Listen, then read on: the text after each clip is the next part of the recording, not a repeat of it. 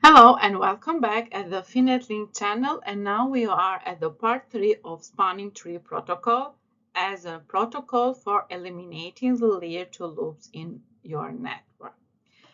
And remember that we said that the spanning tree protocol will be divided in 3 parts, and in the first part we explain common problems in a redundant layer 2 switch network and the purpose of the spanning tree protocol. And then we will explain that how spanning tree operates in a simple switch network by explaining all its steps. And now we are at the third part where we will see the evolution of spanning tree protocol. And in these topics, we will see with details many different versions of spanning tree protocol and other options for preventing loops in our network. So the first one is the spanning tree protocol, which is the original version that provides a loop-free topology in a network with redundant links. It is also called the common spanning tree, which assumes one spanning tree instance for the entire bridge network, regardless the number of VLAN. Then we have the other version, which is the pure VLAN spanning tree, and provides a separate spanning tree instance for each VLAN configured in the network. This version supports PortFast, uplink fast, backbone fast, bridge protocol data unit guard, and the bridge protocol data unit filter, root guard, and loop guard.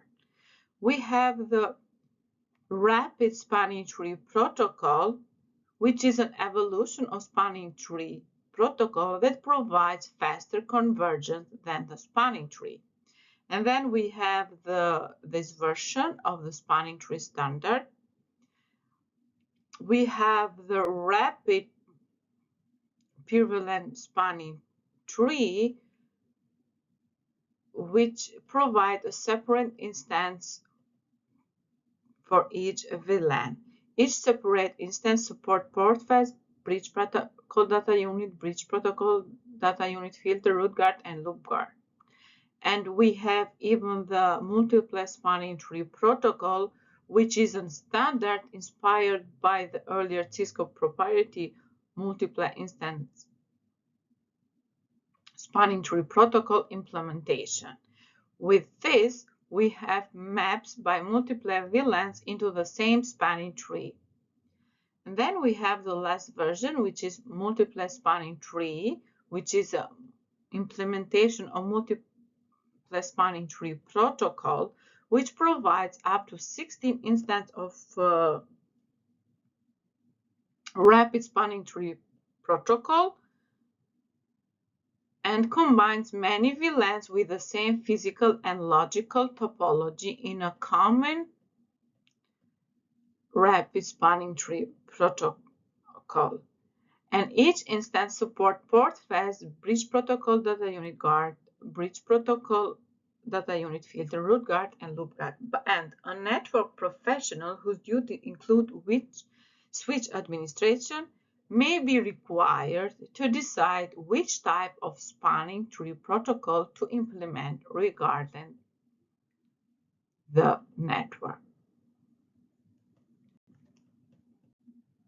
The port states and port roles between the spanning tree and rapid spanning tree are similar.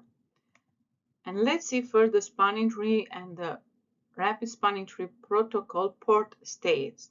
As it is shown here in this figure, there are only 3 port states in the rapid spanning tree protocol that corresponds to the 3 possible operation states in the spanning tree protocol. And as you can see, the states about disabled blocking listening are merged into one unique state that is called a discarding state at the rapid spanning tree protocol. And now we can go at the spanning tree protocol and spanning tree protocol port roles. And as you can see here in these figures, root port and designated ports are the same for both spanning tree protocol and rapid spanning tree protocol. However, there are two rapid spanning tree protocol port roles that corresponds to the blocking state for the spanning tree protocol. And in the spanning tree protocol, a blocked port is defined as not being the designated port or a root port. At the rapid spanning tree protocol has two ports rolled for this purpose. We have the backup port and the alternate port combined to the blocked port for the spanning tree protocol. And the last thing that we have to check is about the rapid spanning tree protocol alternate and backup ports. So we have to see their function. And as is shown here, the alternate port has an alternate path to the root bridge. The backup port is a backup to a shared medium, such as a hub here in the figure. A backup port is less common because hubs are now considered legacy devices. And when a device is connected to a switch port or when a switch powers up, the switch ports go through both the listening and learning states, each time waiting for forward delay timer to expire.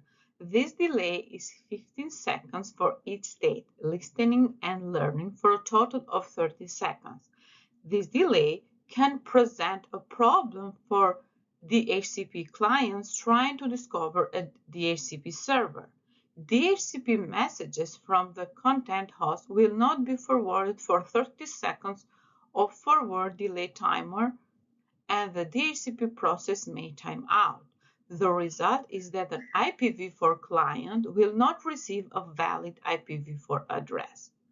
And when a switch port is configured with PortFast, the port transition from blocking to forwarding states immediately, bypassing the transition states, the listening and learning states at the spanning tree protocol, and avoiding a 30-second delay.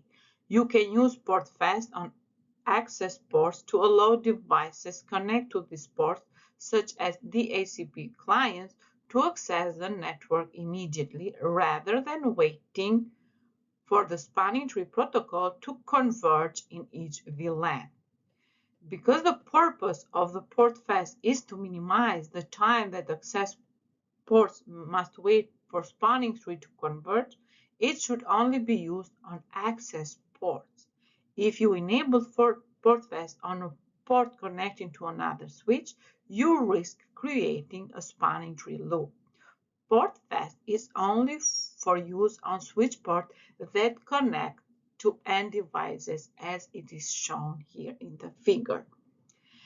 And in a valid PortFast configuration, bridge protocol data unit should never be received on PortFast enabled switch port because that would indicate that another bridge or switch is connected to the port.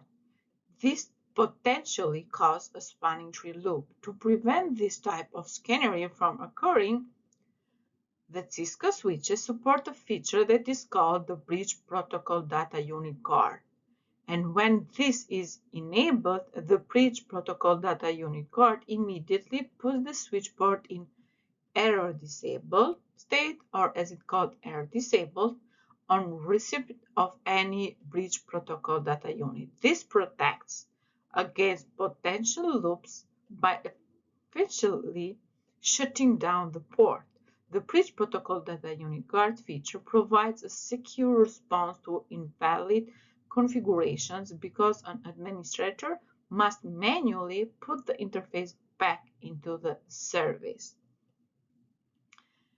And as for the spanning tree protocol, we have different alternatives. The spanning tree was and still is an Ethernet loop prevention protocol.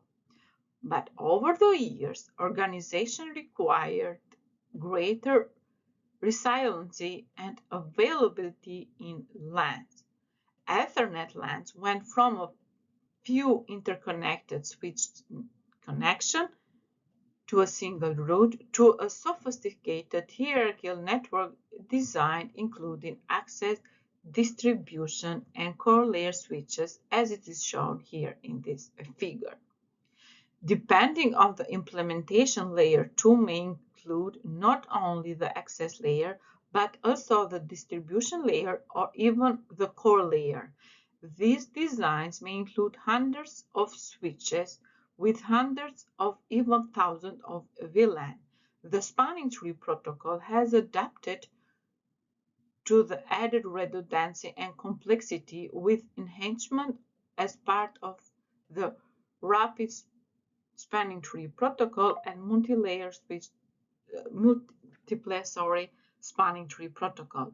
An important access to the network design is fast and predictable converge when there is a failure or change in the topology. The spanning tree does not offer the same efficient and predictable provided by routing protocols at the layer 3. Here in this figure, we show a traditional hierarchy network design with a distribution and core multi-layer switch performing the routing. Layer 3 routing allows for redundant paths and loops in the topology without blocking ports. And for this reason, some environments and transition to layer 3 everywhere expect where devices connect to the access layer switch. In other words, the connection between access layer switches and distribution layer switches would be layer 3 instead of layer 2, as it is shown in this figure. Although the spanning tree protocol will most likely continue to be used as a loop prevention mechanism in the enterprise on access layer switches, other technologies are included by using the following protocols. We have the multi-system link aggregation, we have the short path bridging, and the transparent interconnect of a loss of links. But these are beyond the scope of this course, so we only will mention them as a protocol used in the access layer for eliminating the loops. And that is all about the spanning tree protocol. And with the last part of this, we are ending all the information about the spanning tree protocol. And thank you for being with us at the FinetLink channel, and see you to the next session that comes. For those who are new at this channel, do not forget to subscribe and hit the notification button for the new videos that will be uploaded. And those who like the video, please share it with your friends. See you soon.